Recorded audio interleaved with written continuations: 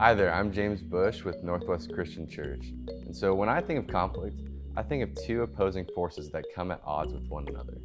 Typically, people think of conflict as a problem between two people. This can be between a coworker, a boss, and even our loved ones. Conflict can also be seen on a greater scale than just between two individuals. Conflict is seen on every Super Bowl Sunday as teams fight against each other for the Lombardi Trophy. Conflict is seen between two opposing nations that go to war against each other for the fight for freedom. And the greatest conflict of all, however, is the conflict between our sin nature and our perfect God. It is something we all deal with. Wherever we go, we cannot run from it. It is always there, separating us further and further from God. Most big conflicts, though, do not have any solutions that benefit both sides. Both teams cannot win the Super Bowl. Both nations at war against each other do not win.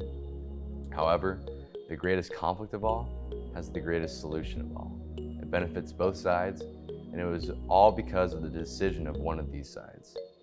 The solution is that Jesus came down to earth and pursued us, even when we did not deserve it. He saw a problem, he fixed it, and our relationship with God was restored. The story that helps remind me of how to handle conflict is the story of the prodigal son in Luke 15.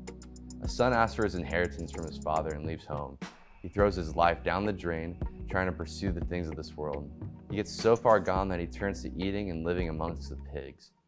This creates a conflict between the father and his son, as he has created division from his family with no source of help.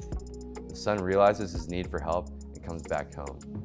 Expecting to have to work to repay his father, the father sees his son from a distance and pursues his son.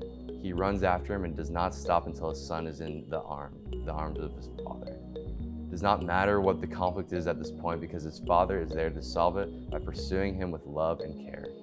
This resembles Jesus pursuing us even when we were lost and in dire need. When I'm in a situation where conflict arises, which there is both good and bad, it's important to identify that our Savior solved the greatest conflict of all.